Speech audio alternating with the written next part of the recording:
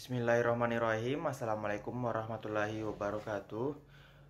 Perkenalkan, nama saya Andi Hairul Bait Said dengan NIM S1S1 19 020. Pada kesempatan kali ini saya akan memperkenalkan, memberikan sedikit pengantar mengenai MATLAB. Di sini saya akan mengerjakan soal matriks menggunakan aplikasi MATLAB. Untuk tahu kelanjutannya, simak terus video ini. Baiklah, kita lanjutkan untuk cara penggunaan MATLAB-nya. Sebelum kita memulai, pertama kita membuat script baru, kemudian kita save. Untuk namanya kita simpan di. Untuk tempat simpannya sebenarnya terserah sih. Kita gunakan matrix 2 saja. Kita replace. Sebelum kita mulai, ada beberapa sintak yang ingin saya jelaskan. Yang pertama itu sintak clear. Sintak ini akan menghapus semua data yang akan tampil di sini selain yang tertulis di sini pada editor ini. Contohnya ya, misalnya kita membuat A sama dengan B, A sama dengan 5, A sama dengan 1, B sama dengan 2, C sama dengan 3. 9 getaran. Maka akan tampil di sini dan untuk workshape-nya akan tersimpan seperti ini.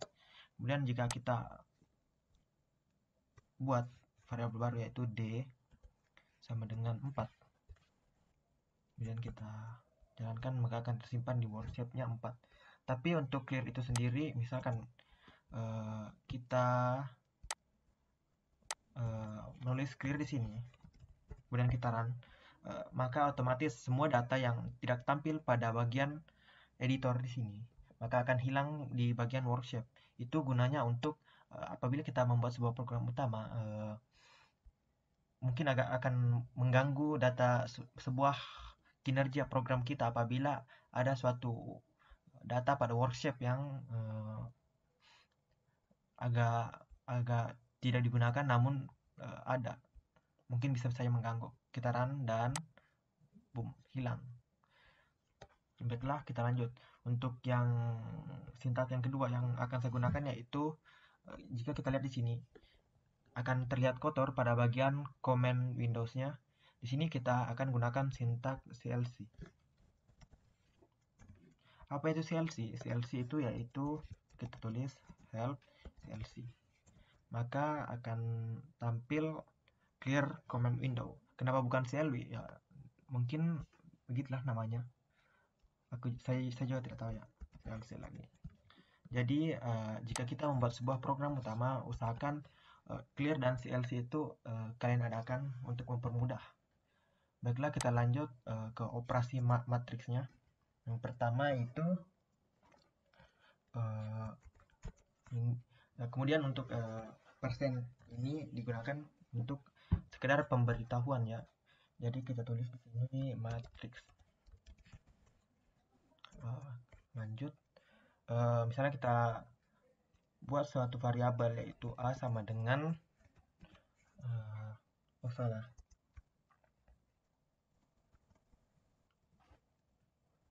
A sama dengan 1,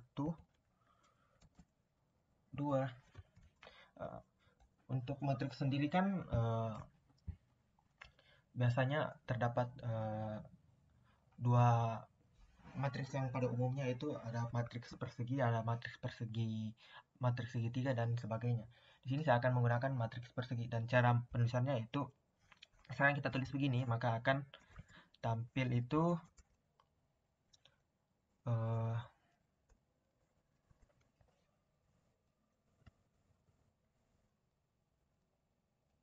seperti ini jika kita run. Ingat. Jadi untuk penulisan matriks sendiri kita menggunakan titik koma, kemudian kita tulis selanjutnya itu 4.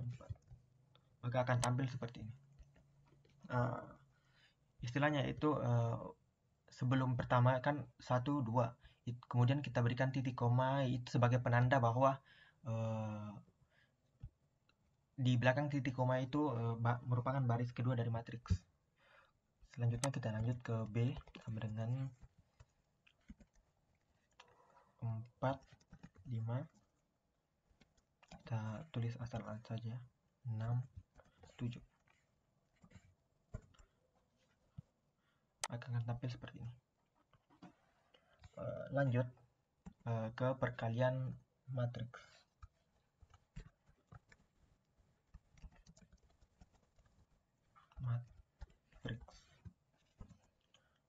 Di sini kita buat suatu variabel, misalnya C sama dengan A kali B, kali B. Maka hasilnya itu akan tampil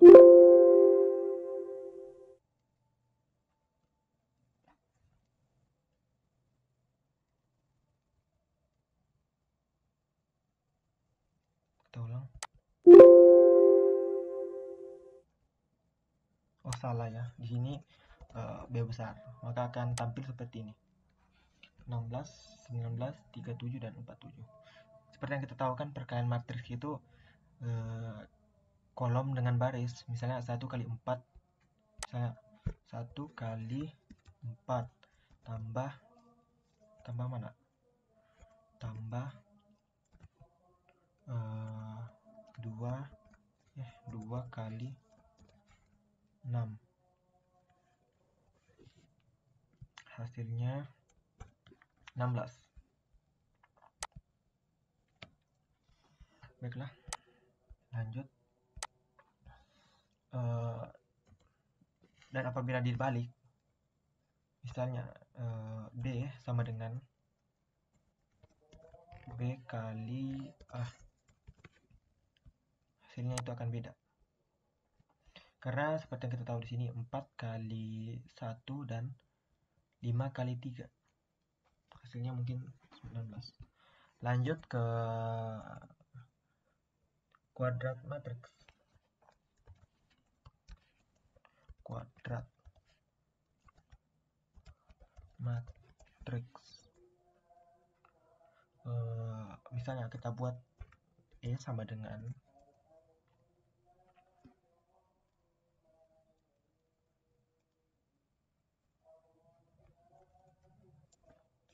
A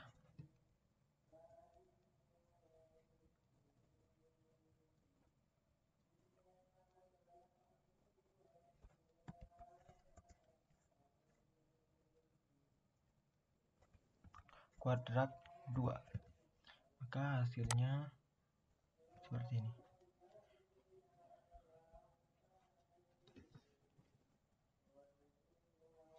Kita lanjut perkalian yang selanjutnya itu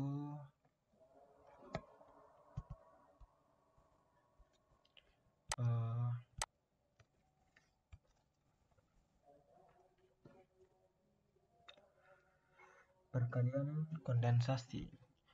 Seperti yang kita tahu kan, perkalian matriks itu perkalian antara kolom baris dan kolom. Jadi bagaimana jika suatu baris, misalnya 1 dikalikan dengan 4, 2 dikalikan dengan 5, 3 dengan 6, 4, dan 7. Maka namanya itu ya perkalian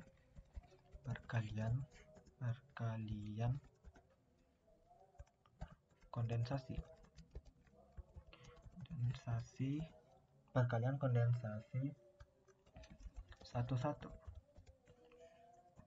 Misalnya kita buat F sama dengan A kali A kali B. Hasilnya itu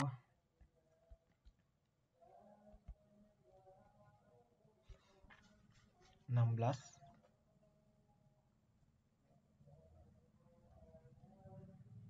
Oh, sorry. Yang di sini kita tambahkan titik. Di sini titik gunanya untuk sebagai pertanda kalau kita menggunakan perkalian kondensasi 1, kita ketik maka akan muncul 4. kita lihat 1 kali 4 sama dengan 4, 2 kali 5 sama dengan 10, 3 dengan 6, 18, 4 dan 7, 28. Maka hasilnya sama. Dan bagaimana jika dibalik? Seperti kita lihat F sama dengan kenapa F? Kita ubah di sini saja, G sama dengan B kali A. Maka hasilnya 4, 16, 4, 10, 18, dan 28. F sama dengan A kali B. Kita lanjut ke selanjutnya. Misalnya bagaimana contoh saya buatkan sebuah variabel soal X sama dengan C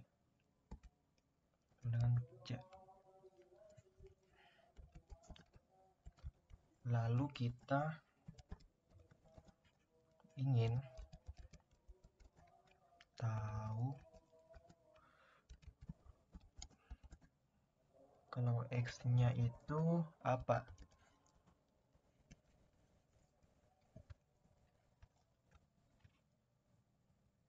Di sini kita menggunakan matriks left division.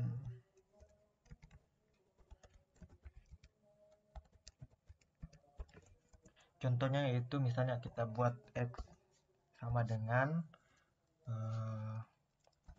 A, tapi kita akan tapi di sini menggunakan tanda bagi tapi mengarah ke sebelah kiri, A bagi C, maka hasilnya 4. Dan jika kalian bertanya mengapa nilainya yaitu 4 tapi ada di belakang, karena jika kita menggunakan left division atau right division itu, maka hasilnya tidak akan integer. Mungkin bisa integer, tapi untuk sekarang saya belum tahu caranya. Hasilnya sama dengan yang di atas ini, 4, 5, 6, 7.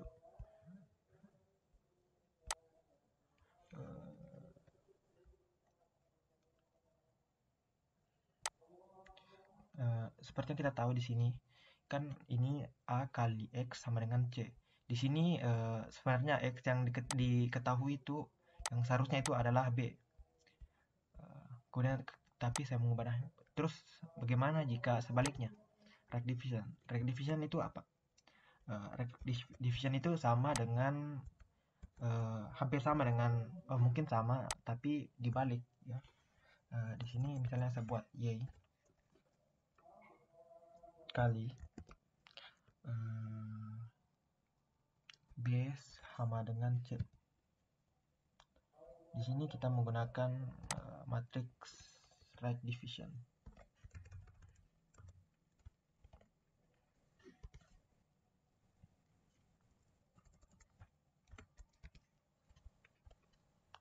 Right.